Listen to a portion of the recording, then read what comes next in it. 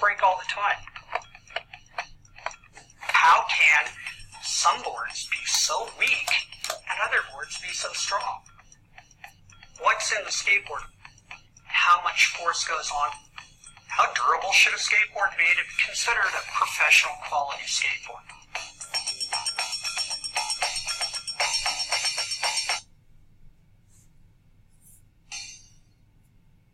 My name is Tim Pumarda. We're in the research and development room of the company called NHS. You know us by our brands like Santa Cruz Skateboards, Independent Trucks, Crux Trucks.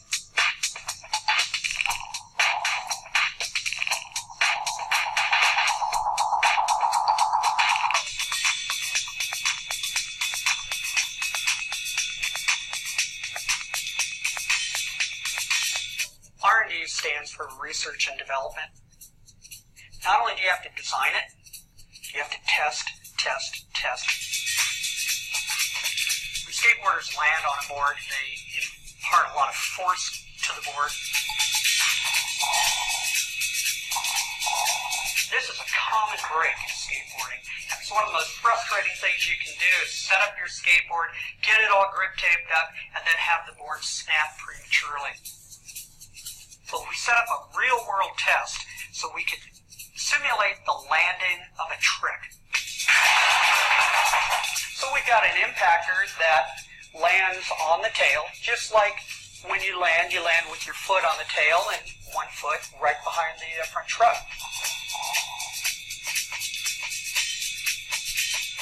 We'll pick up a 92-pound weight and drop it 8 inches repeatedly on the tail over and over again.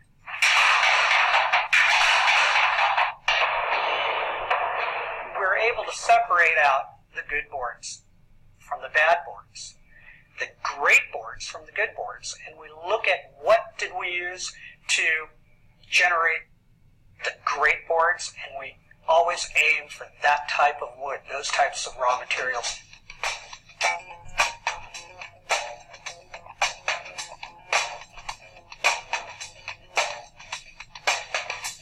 Decks are made out of maple veneer. 7 layers of 1/16-inch thick veneer. So here you've got something that can flex when you're bending against its grain. It's also very weak, so if you bend it with its grain, it breaks and falls apart.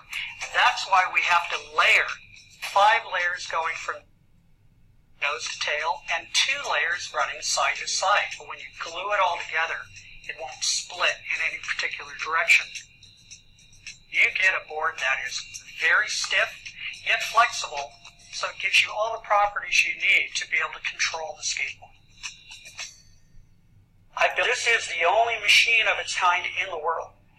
And it's actually quite famous. A lot of the skateboard magazines will come down and they like to see us test skateboards. The other thing that this machine can do for us is it can actually measure pop. Anyone who skateboards knows pop is that one thing you can't measure, but you just know inside if a skateboard has pop or if it doesn't. If it doesn't have pop, the board doesn't ollie well, it doesn't crack when you hit the tail, it just seems soggy and saggy, and the boards finally break. But a board with great pop does all the tricks you want to do, and it'll last a long time. Well, this is the only machine in the world that can actually measure pop.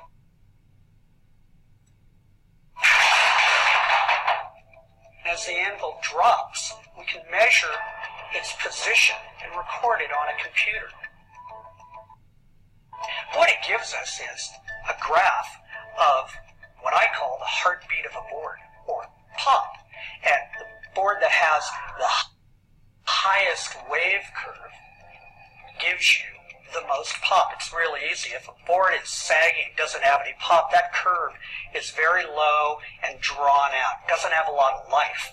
But a board with great pop man, that anvil's snapping up and down, and it's literally recording the kinetic energy of how much energy is stored and flung up into the air on that anvil, and how far the board deflects every time the anvil